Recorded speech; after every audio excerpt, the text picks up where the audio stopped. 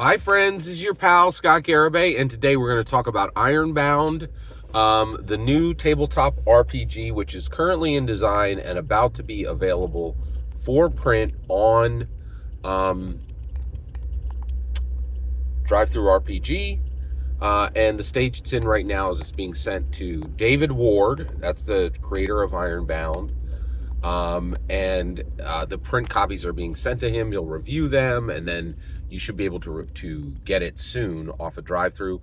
It went through a backer kit, and it was funded for $2,100. And I got to learn a lot about the creation of this game, Ironbound, which is a direct competitor to Dungeons and Dragons. And it was very interesting. It's a tabletop role-playing game. I consider it a direct competitor to Dungeons and Dragons. I should clarify that. And the reason why I say that is people make tabletop role-playing games for a lot of reasons. To me, if you are making any tabletop role-playing game, you are in direct competition with Dungeons and Dragons. Not every creator acknowledges that, which I think is interesting. But let's talk about Ironbound. So first of all, my encounter with this was I played in an Ironbound game with David Ward, the creator, and I learned a lot about creating a competitor to Dungeons and Dragons through this process. So David Ward traveled all the way down from Maine down to Palmyra, New Jersey. I traveled from Philadelphia to Palmyra, New Jersey, and I ended up in the Ironbound game because Friday night I was supposed to be in a Shadowrun game, and because only one person signed up for the Shadowrun game, the Shadowrun game was canceled, which I was not super happy about. And then I just kind of like scrambled to get in whatever game I could. And so I ended up playing Ironbound, which was interesting. And I would say that the benefit of that was just getting to learn about a Dungeons and Dragons competitor. So first of all, let me give you my thoughts on Ironbound. So I got to play it, right? But right now I got to look at the book. So I saw the print book, and there's probably going to be like, it was about 90% close to what will come out the other end. There'll be some slight edits, right? But I was very impressed with a few things. So one, it's full color. That's not a small thing. Right now, the biggest, hottest game in the world is Shadow Dark, and it has absolute garbage art. Just like I am shocked and amazed that they're able to get away with the art they're able to get away with in Shadow Dark, but they're not getting away with any art in Shadow Dark. That game is like the game. That game is the hottest game next to Dungeons and Dragons. Like, there's no more excitement.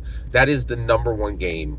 That is the most successful OSR indie game in the market right now, and it is doing something that no other game is doing it, and it's zooming ahead, right? And it has absolute garbage art. It's all black and white copies of the bad art from the late 70s. So like you can copy lots of art from Dungeons and Dragons. Like if you like go try to copy Larry Elmore, right? See how that works, right? First of all, that dude was probably one of the best he was one of the best, not fantasy artists.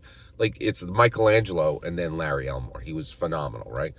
But what's really ironic is there's OSR games that copy the art from the late 70s, and what I don't think they understand is, like, it wasn't good art. It was literally just the jank crap art from Gary's friends who, like, drew in high school and never went to college for it, right? Like, or never did it professionally. It was the most ridiculous crap art. Like, it's not a debate on if the art in Shadow Dark is garbage. It's literally copying garbage artists from the late 70s who were only hired because they were Gary's friends, right? Like, now in the early 80s, they were like, oh, we got money, we can fire all of Gary's friends and actually get real art, right? So it's not like a debate on whether the art in Shadow Dark is garbage. It's absolute garbage, right? Now, what's interesting is for Ironbound, so let's talk about the art in Ironbound. So first of all, this game backer kitted for $2,100. David Ward told me that his budget for art was $1,200. He ended up spending $3,000 for the art for the game, okay? And it's all full color, and I thought it was good art that there were as I was going through it, there were multiple pieces. I was like, this is incredible. This is a really nice piece, right? And I was like, so when you dealt with the artist, how did you get them to, bring this to life? And he's like, that's stock art, right? So first of all, one, sourcing a tabletop role-playing game for art is outrageously difficult now. It's so complicated, and there are many, many pitfalls. One of the pitfalls that David Ward went over is he literally almost, like, he went like 150% over his budget, right? Like, that's bad. That is very bad. And also, since he backer kitted for 2,100, he's literally down $900 before it's ever even printed, right? Like, ooh, that's bad, right? So, and all this fascinates me. And it was great having access to the creator, because it allowed me to see exactly what they were doing, right? So basically, so what's wild was he specifically chose not to use any AI. So he used stock art, and he commissioned some pieces, right? Now, the thing I thought was kind of bad, though, was he has I will say all the art in Ironbound, every single piece is better than the very best piece in Shadow Dark, in either Shadow Dark or in Shadow Dark Western Marches, right? So he's beating the best OSR game on the market. But let's get this straight. The Ironbound is an urban fantasy game, right? And what's really wild to me about the art was and I don't know if it was because David Ward, one, I gotta tell you, like, everybody's like, let me tell you the DVD extras. I don't know if anybody should tell anything about any art project they ever make, right? Because the moment he said this is stock art, I was like, wait a second, is this bringing your urban fantasy world to life? And my answer was no. It's just generic junk you pulled together, right? Like this wasn't built for your game. It's not bringing your world together. And I was like, so does this depict the world? And he was like, well, here's the thing. I'm not really putting forward a highly developed world. I want the dungeon master to have room to build their own world. And I'm like, what do they need your game for? Like, you are literally the authority on this thing. Like, if you're not going to depict the world through the art, because you're just buying generic, stock art, right? And he was kind of like, oh, it's stock art. And I was like, I don't understand how that's good, right? And then also, if you're not going to be the wall that people push off of, you need to be the wall. Like, you need to be like, this is what this world is. And you don't need to tell any dungeon master that they can change your stuff. And the reason why was Gary Gygax told every dungeon master they could change his stuff on February 7th, 1974, and it is now written in Wikipedia that tabletop role-playing games are the games where you can change the rules yourself. You don't need to tell everybody that, and you certainly don't need to build room for them. You need to build a cohesive, solid world, right? And the reason why, if you're not doing that, it's an uncooked cake. That's the issue.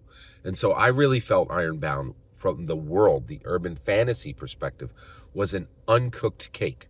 And I don't think that he said it. He's like, I'm not really defining the world. I want to give you room to fill in, the blanks. And I'm like, you need to fill in the blanks.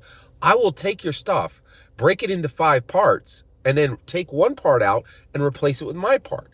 But if you're saying that you only filled 2 out of 5 and that I need to fill in the gaps, you didn't bake the cake, and it's not going to taste good, right? And so from the art perspective, I definitely think he went 150% over his budget and did not really depict the world with the art in the book. The art is not bad art, but it is not doing anything to establish the world.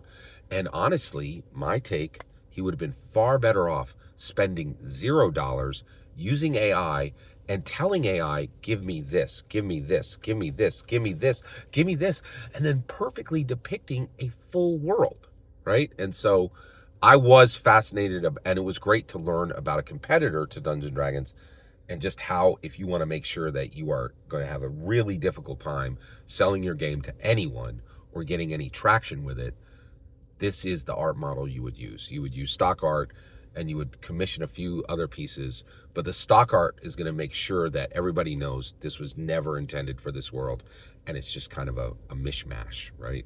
So I was fascinated to learn this, but I also if you're a tabletop role-playing game, like, be a designer, don't answer people's questions. Don't answer people's questions, because especially if you're small, because every answer just kind of like, it's a magician telling how the trick is done. It is not helpful, right? Whereas if he had said nothing, I could have at least, I think the placebo in my brain might have been like, oh, this was built for this world. This is all one and I would have looked for the parts in the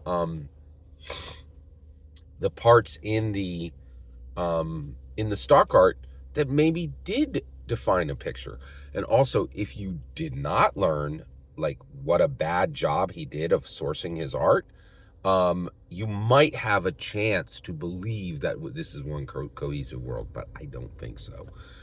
Every single word you just heard is my humble opinion. The important part is when I get to hear your humble opinion when you get in the comments and send your traffic. Please consider like, subscribing, and have a fetch millennium.